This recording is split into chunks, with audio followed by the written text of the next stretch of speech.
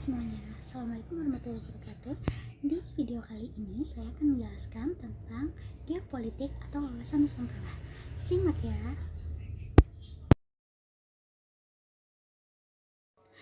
Baik, di sini saya akan menjelaskan tentang geopolitik. Saya akan memulai dengan pengertian geopolitik itu sendiri.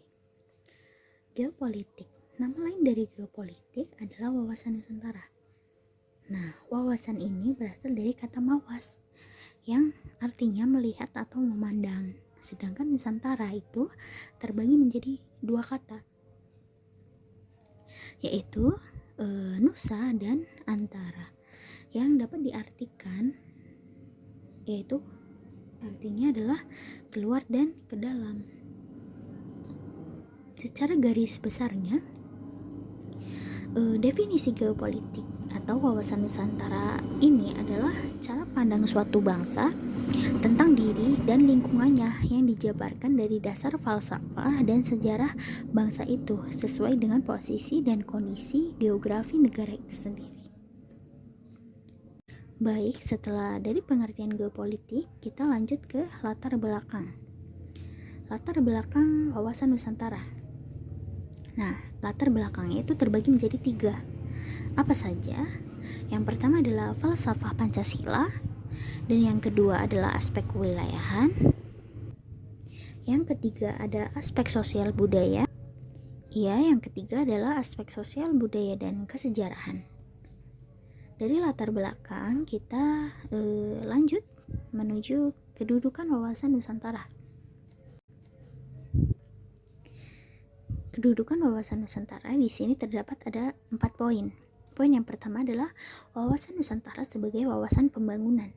Artinya, wawasan Nusantara yang pertama, poin yang pertama ini adalah berkedudukan sebagai wawasan pembangunan. Poin yang kedua, wawasan Nusantara sebagai wawasan pertahanan dan keamanan.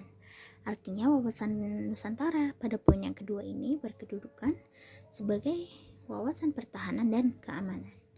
Lanjut pada poin yang ketiga adalah wawasan Nusantara sebagai wawasan kewilayahan. Artinya, wawasan Nusantara pada poin ketiga berkedudukan sebagai wawasan kewilayahan. Dan yang terakhir, poin yang terakhir, yaitu wawasan Nusantara sebagai konsepsi ketahanan nasional. Artinya, wawasan Nusantara di sini berkedudukan sebagai konsepsi ketahanan nasional. Dari kedudukan wawasan Nusantara, kita beralih ke fungsi dan tujuan wawasan Nusantara itu sendiri. Fungsinya itu apa? Fungsi dari wawasan Nusantara itu apa sih? Fungsinya adalah sebagai arahan, pedoman hidup, acuan, dan tuntutan bagi setiap rakyat Indonesia untuk menjaga kesatuan negara Republik Indonesia. Nah, berarti rakyat itu dituntut harus menjaga kesatuan dan persatuan Republik Indonesia. Dari fungsi kita menuju tujuan dari wawasan Nusantara. Tujuannya adalah untuk mewujudkan kesatuan segenap aspek kehidupan baik alamiah maupun sosial. Nah, jadi tujuannya itu adalah untuk mewujudkan kesatuan. Jadi, tujuan wawasan Nusantara adalah untuk mewujudkan kesatuan. Kesatuan apa? Kesatuan negara Republik Indonesia. Nah, di sini kita beralih ke isi wawasan Nusantara. Isi wawasan Nusantara itu apa isinya?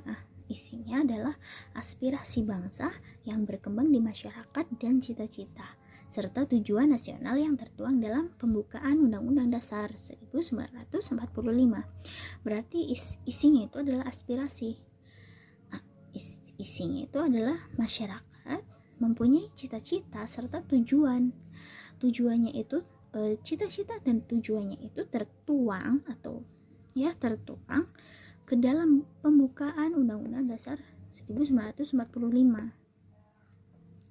Lanjut dari isi kita ke implementasi perwujudan wawasan Nusantara. Implementasi itu adalah penerapan. Berarti penerapan perwujudan wawasan Nusantara itu bisa diwujudkan dengan tidak sampai di situ saja, saya juga akan memberikan contoh implementasi wawasan Nusantara itu sendiri. Dan yang pertama yang tadi saya jelaskan adalah implementasi politik, penerapan politik. Contohnya itu seperti apa? Contohnya seperti dalam pemilihan presiden, anggota DPR dan kepala daerah harus menjalankan prinsip demokratis dan keadilan sehingga tidak menghancurkan persatuan dan kesatuan bangsa. Jadi kita sebagai masyarakat rakyat Indonesia itu boleh saja menuangkan aspirasi kita. Nah, aspirasi kita ke dalam pemilu contohnya. Tapi itu harus berjalan sesuai prinsip demokratis dan keadilan. Jadi harus adil dan demokratis. Agar apa? Agar tidak menghancurkan persatuan dan kesatuan bangsa. Agar tidak menjadi pro dan kontra seperti itu. Lanjut ke implementasi ekonomi yang tadi saya sebutkan. Nah, contohnya itu seperti apa? Contohnya adalah waspada terhadap sistem ekonomi yang tidak sesuai dengan sistem ekonomi Indonesia. Waspada terhadap sistem ekonomi. Artinya di implementasi ekonomi itu, jadi dalam implementasi ini kita diajarkan untuk bersikap waspada terhadap apa? Terhadap sistem ekonomi yang tidak sesuai atau tidak stabil dengan sistem ekonomi Indonesia. Jadi kita tuh harus berwaspada seperti itu. Lanjut kepada implementasi sosial budaya.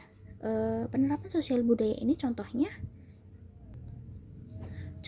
dengan menciptakan sikap saling menghormati dan menerima segala perbedaan. Dengan begitu, akan tercipta kehidupan masyarakat yang bersatu tanpa membedakan suku, daerah, agama, atau golongan lainnya. Jadi di implementasi sosial budaya itu lebih ke sikap untuk bertoleransi, sikap kita untuk menciptakan toleransi agar tidak agar tidak menjadi pro dan kontra atau tidak menjadi perdebatan dan tidak menjadi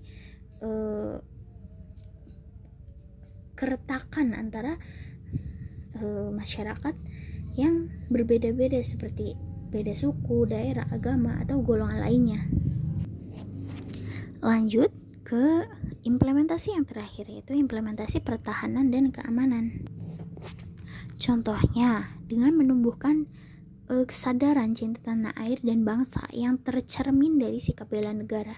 Ini akan menjadi modal utama yang akan menggerakkan partisipasi setiap warga negara Indonesia dalam menanggapi setiap bentuk ancaman atau setiap gejala yang membahayakan keselamatan bangsa dan kedaulatan negara. Jadi di sini kita harus menumbuhkan sikap kesadaran cinta tanah air agar menumbuhkan sikap bela negara. Seperti itu. Semoga penjelasan dari saya dapat bermanfaat. Apabila ada kesalahan, mohon maaf. Sekian dari saya. Wabillahi taufiq wal hidayah. Wassalamualaikum warahmatullahi wabarakatuh.